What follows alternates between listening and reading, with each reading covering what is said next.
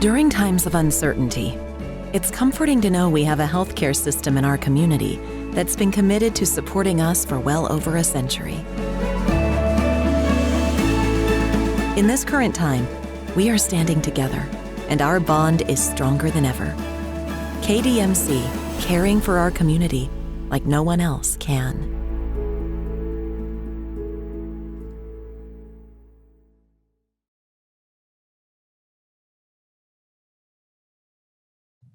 Sure, I will.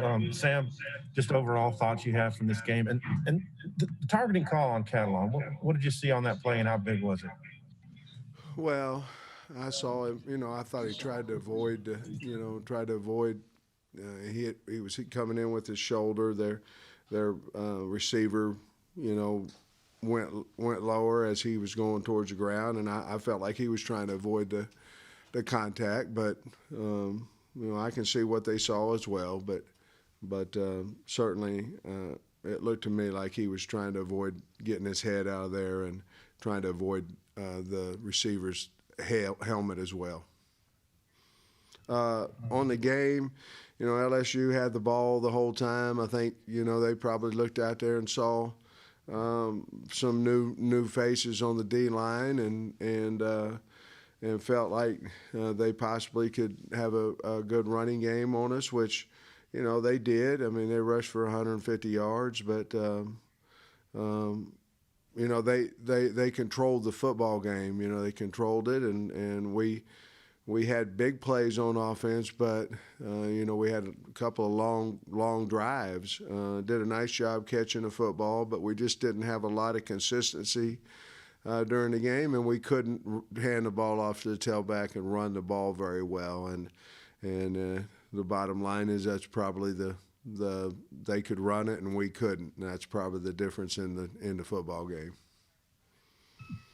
Great video. Yeah, Coach, with the focus that you guys had on third downs this week, I imagine you got to be a little disappointed in the performance. Well, whether we had focus on it or whether we didn't, I would imagine we'd be disappointed in third down. We just had to keep working on it. There's so many. Anytime you lose by 3, there's so many points in the game that can go one way or the other. We had an opportunity to go up 8. And we couldn't convert that third down, that specific one, and we had got a field goal and went up 4, and then, certainly if we'd have went up 8, then we'd have put a lot of pressure on them. We couldn't do it, and it was that way a lot. Our big plays, I believe, a lot of them came on first and second down. However, we did convert the 4th and 3 to keep the game alive and give us opportunity to tie it. So we'll just keep working at it. You have to give LSU's defense credit. They had a nice game plan. They did a nice job.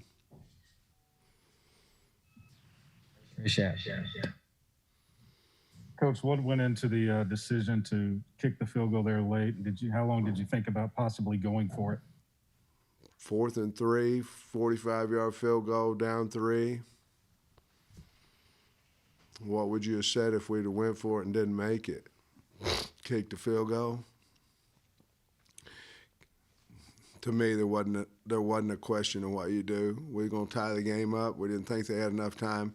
They weren't a prolific throwing the ball football team. They only had a timeout left as well. So, if it was closer, we might have tried it. But I have confidence in Reed, and I certainly thought we could protect it, and I thought we would. And there was no doubt in my mind we'd make it. We probably would have, but we had it tipped.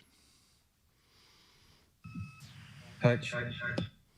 Yeah, Coach, I don't think Jonathan Marshall came off the field but for a couple of plays. What did you think of his play today, and then how big was it to have him in there when you're rotating a bunch of young guys in at defensive ends? Well, the guy's he's wonderful. I mean, the guy plays his tail off.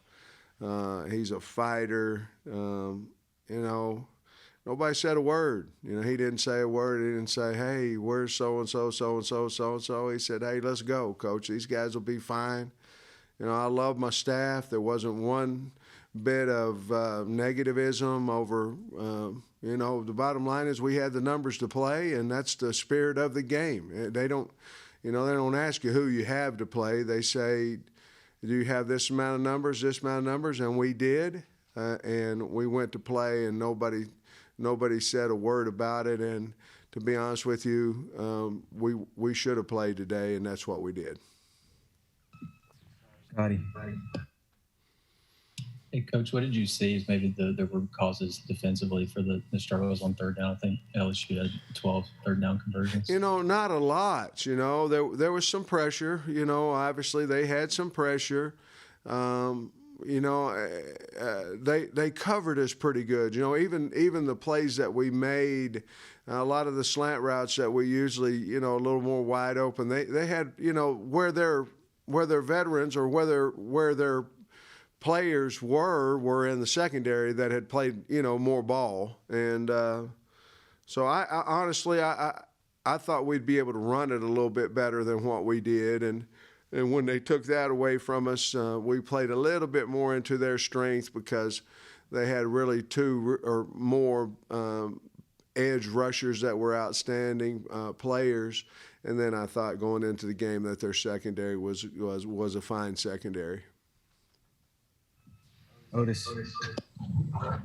Coach Pittman, it seems like Mike Woods just gets better every week. I mean, just talk about his play. I mean, it seems like every week he just gives you more and more big plays. Well, he's a competitor, and really has good hands. And, it takes a good receiver to win against a good corner, a good press corner. And Mike's big and he's long. And so he's able to do that. So I'm really, really proud of him. He works awful hard. The game means a lot to him. He wants the ball. And he continues to get better. He's a go-to guy now. Troy. Hey, Coach, how big was time of possession in today's game? Because the Tigers held the ball for nearly 42 minutes. I'd say it was huge. I mean, they let the clock run down. They looked every play. And they let the clock run down. They had a really good game plan. I mean, they didn't care. The problem was they were winning first down, and you win first down, you got a second 3, a second and 4. You can sit there and you can milk the clock all day.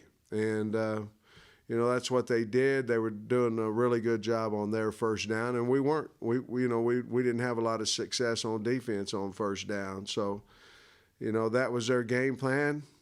We can blame whoever we want to blame, but when the offense has the ball, they need to go score, and when the defense is out there, they need to get off the field, and we couldn't do it. Basil. Hey, Coach, had multiple review plays today.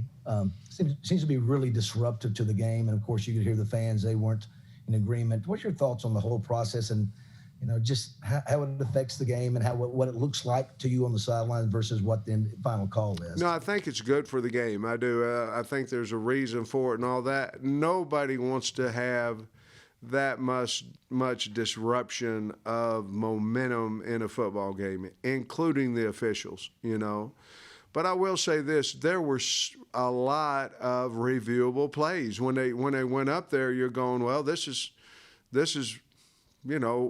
and honestly, I want them all to go our way, every one of them. But there were some that I understood. The fumble, I thought was ours. But when they took away the touchdown when he went into the end zone, I mean, I could have seen very easily they would have gave him that touchdown. So, reviews basically over a long run probably go 50-50 when it's all said and done. Momentum is a factor when they do that, but they have to do it. So I don't know what the best answer for that is, but I know that for the most part, they're able to get them right. I wish we wouldn't have lost Catalan, though. Bob? Sam, I get what you're saying about not making excuses about the lack of defensive linemen, but I think you lost four or five guys, several of whom have started. How challenging did that make it? Did it affect your game plan in terms of not being able to rush as many guys to put pressure on Finley? And how do you think the young guys played around Jonathan? Well, it gives opportunity for them guys to play, and in the future we'll be a better football team because they were able to go out there and play. Again, we talk all the time about all we have is all we need, and I think that's what we felt going into the game, and we did for the most part. But it was good for those kids to get in there and play. I think the rule is 3 or 4 D linemen, and we had 9 available. I mean, we did. They just hadn't played before, but I was proud of their effort, and they'll continue to get better. Jason. Hey, Coach, just the impact that Jalen has, how much does that change your defense? I think we've seen it twice this year with both those ejections. Just what does that do to the defense when he's not back there kind of commanding, especially? I think, the game's a lot about confidence and belief and things of that nature. And obviously you want to play your best players, But he brings such a confidence, such an aura, around him that he affects the team positively, maybe even more than his play. Obviously he's a really good player and things of that nature, but and it's very seldom you might say a redshirt freshman is a leader, but he is. And so it affects you, obviously, in a lot of areas, skill-wise, playability, communication, and the fact that our players believe in him. Trey Shack. Yeah, Coach, obviously the team's disappointed. I know you're disappointed. What did you tell them after the game and not being able to keep the boot here in Arkansas now? We're all disappointed. It hurt, and, just said we have 2 more games left, and not a whole lot you need to say when you go in there and you look at them and it affects them. There's not a whole lot you need to say. We have to get better. We can't go out and party and all that stuff. We can't get COVID, just basic things that you say all the time. But I did tell them I was extremely proud of them and proud of their effort because I damn sure am. Sam, on the Catalan injection, it didn't look like his helmet touched him. What was the explanation from the official? Man, I'm not going to answer that stuff. It cost me money, and it's over with, and you saw it. I mean, the explanation was what I said earlier.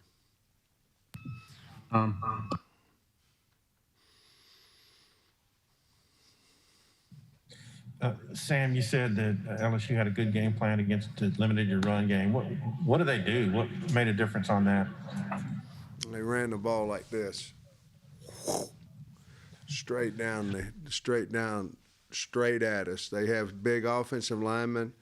They're 320 pounds at guards, and they ran right downhill at us. And that's what you'd like to do whenever you're a lot bigger than your opponent. The thing with LSU, they were just scary enough throwing the football and Finley running the football that we didn't bring a whole lot of man pressure, and when we did, he hurt us. And Gilbert is a matchup nightmare because he's a big, fast, physical, tall tight end, and he hurt us as well. Hey, Sam, I'm sorry. I meant the other side of the ball. They limited your run game. How did they do it? Oh, I'm sorry. Well, we didn't particularly block well, it didn't look like. We were on edge a lot. And I don't know that we, trusted it after early. We're a team that, we talked about half about staying with the run, and because we can't get people to bite up on the pass if we can't run the football. But they were physical. They were twisting their inside players a little bit, and we tried to run a draw, and they twisted like we anticipated. But they did a little bit more movement. They were pretty plain vanilla on a lot of their games that we watched, and they did a little bit more movement of the D-line. And I thought their linebackers played a good football game today and made a lot of tackles. Last one, Baz.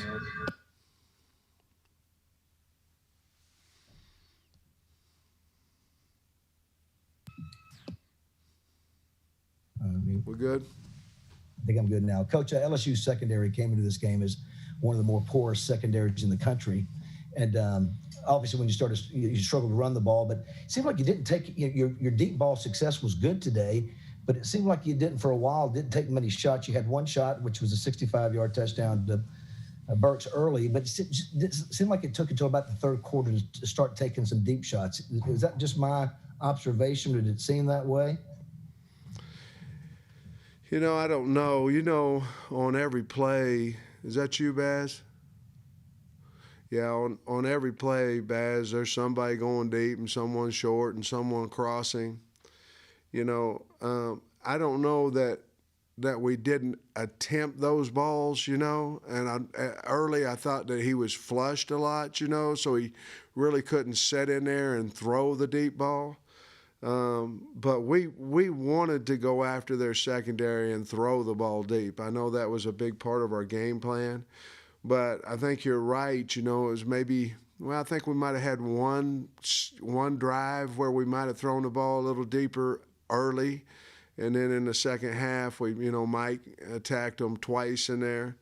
But to be honest with you, to throw the ball deep, you have to be able to protect it, and I think we were a little bit concerned about dropping back there and with their two edge rushers. So we wanted to try to do it, and if you saw us take deep throws, Baz, I think for the most part it was on early downs.